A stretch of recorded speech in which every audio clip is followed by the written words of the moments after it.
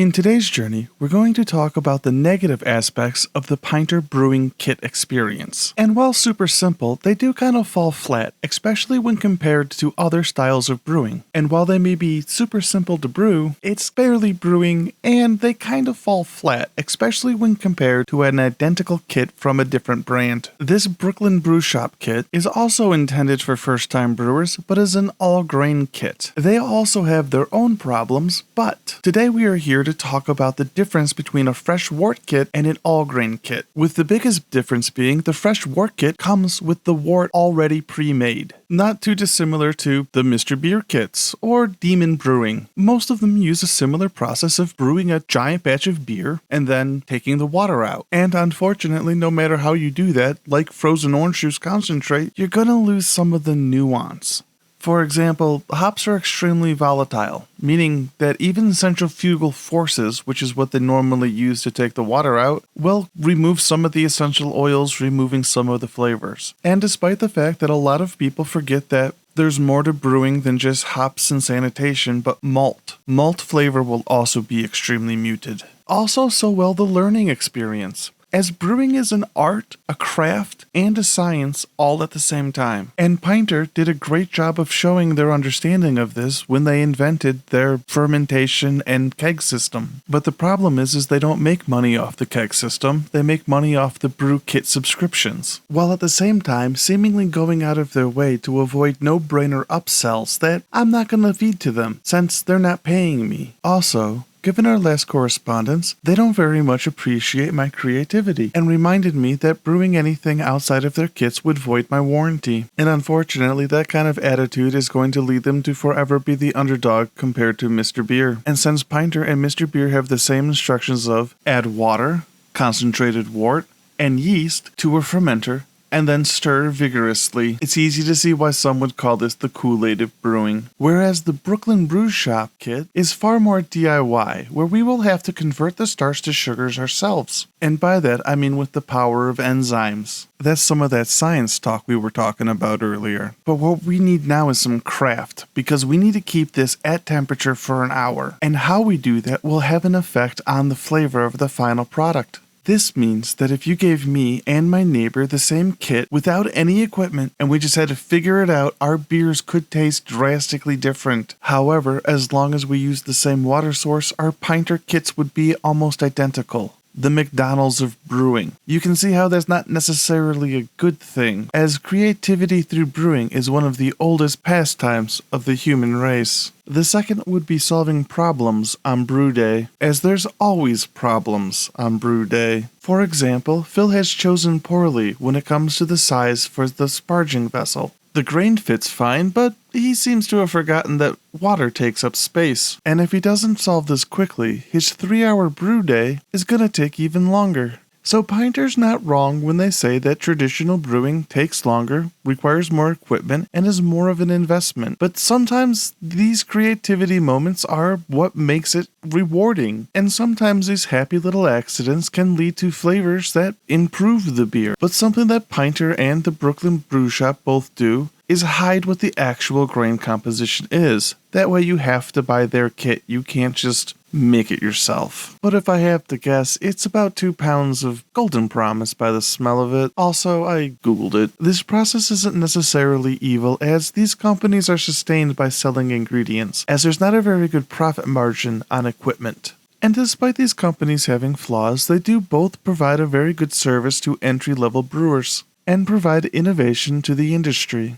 For example, the hopper from Pinter. The fresh wort concentrate may already contain hops, but this hopper contains more hop oil. This means that you can add a dose of dry hops essentially to a fermentation vessel under pressure without the use of professional equipment. This is an extremely simple and straightforward process that just requires unscrewing and then screwing. Oh, and then at the end you'll unscrew it again. This is also how they add flavors to their hard seltzer kits. And it is quite ingenious the way that it's able to create a seal and maintain pressure as you're putting in new flavors.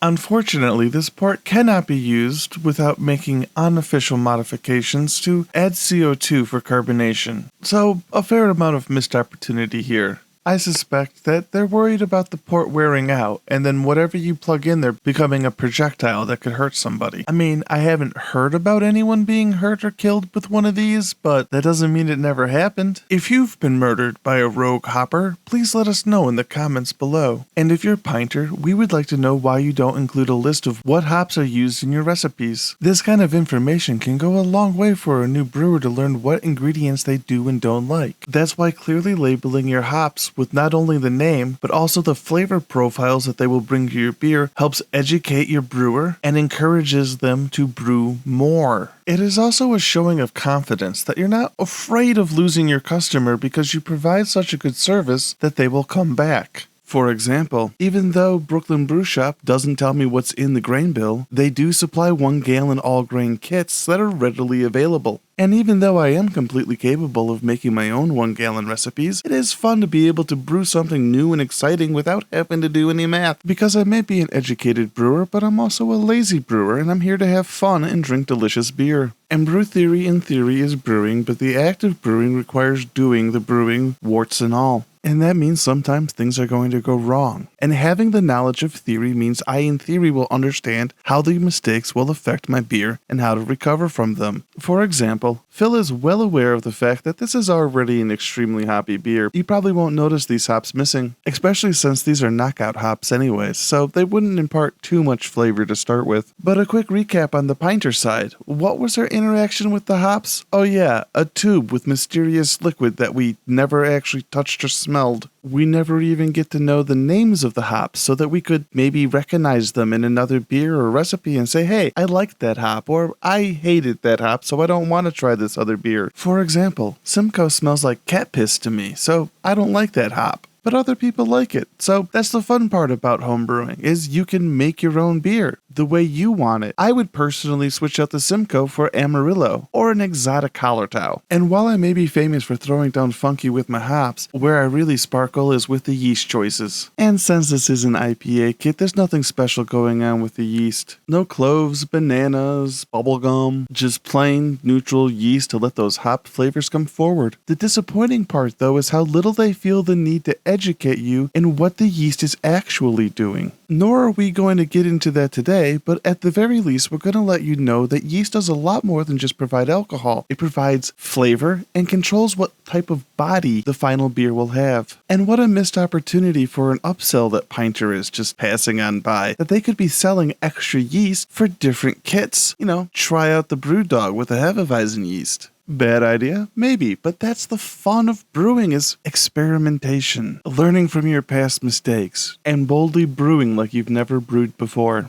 But this has been done before. This is just mixing a bunch of ingredients. We just made really complicated frozen orange juice, because we didn't brew anything. As Pinter made the wort, the yeast is gonna make the beer. And the only time we got crafty was when we were shaking it up. And since we've consistently come up short on our starting gravities, we find that shaking it up in the container not to be the best way to mix the extract. In fact, we would recommend putting it into something like this pitcher and stirring it and then adding it to the Pinter. If only there was a way they could upsell some sort of accessories to make that a possibility within the ecosystem. It could be worse though. The Brooklyn Brew Shop don't even tell you what kind of yeast it is, other than that it's beer making yeast. And this is actually an area that Pinter does really good in, because most of these boxed kits just view yeast as an all-in-one solution. You know, why does a Hefeweizen need a different yeast than an IPA? I mean, science, I know why, but why would the brewer need to know, said the CEO. But Pinter did the work,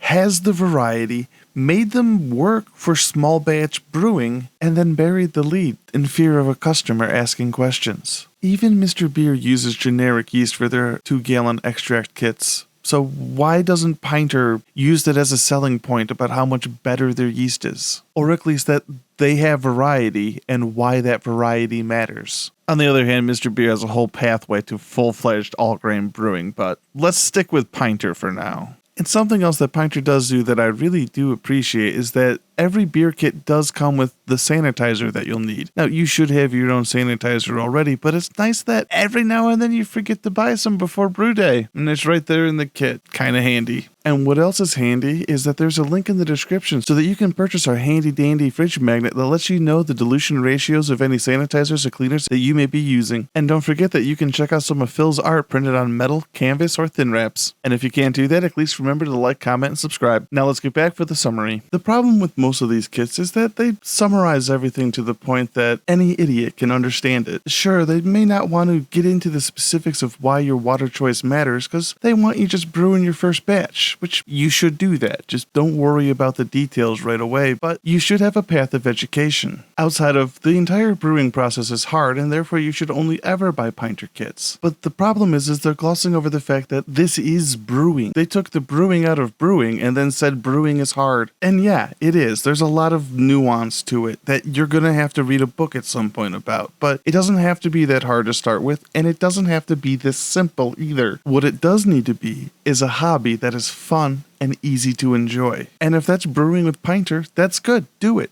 Don't feel embarrassed by it. Just don't call yourself a brewmaster after you finish your first batch. But you can say you made it. You took care of it, and fermenting is one of the harder parts about brewing. It's called cellaring, and it's an art form that's often swept under the rug in the brewing industry. Kind of like how we did the same with hiding the fact that we frickin' love this thing, because it's basically a firkin. You ferment in it, you serve in it, and it's carbonated without extra CO2 when everything goes right. But it doesn't always go right. And the problem with a company that assumes everything's going to go right is that there's little recourse when things do go wrong. For example, we've had several batches not carbonated at all, even after fermenting completely. And since the Pinter has no way of adding extra CO2, there's no way to fix it. So yeah, in the times that Pinter does work right, it's great because we hit it first try without even trying. But the all-grain version, not doing so good. But the difference is, I can fix this. I just need to balance the line, which is a whole nother thing that you have to do when you do real brewing. Also, chilling the beer. I probably need to make the beer cold first. But let us know what you think down below. Is this a great way for first-time brewers to get in? Or is it all just hype? Personally, I love having the little firkin around, but the company itself kind of rubs me the wrong way, as if they don't really understand American brewing. But if they wanted to, what they should do is check out some of these videos that we have. Like this one where we brewed the world's smallest all-grain batch, or when we helped save brewing robots. Oh well, until next time, happy brewing.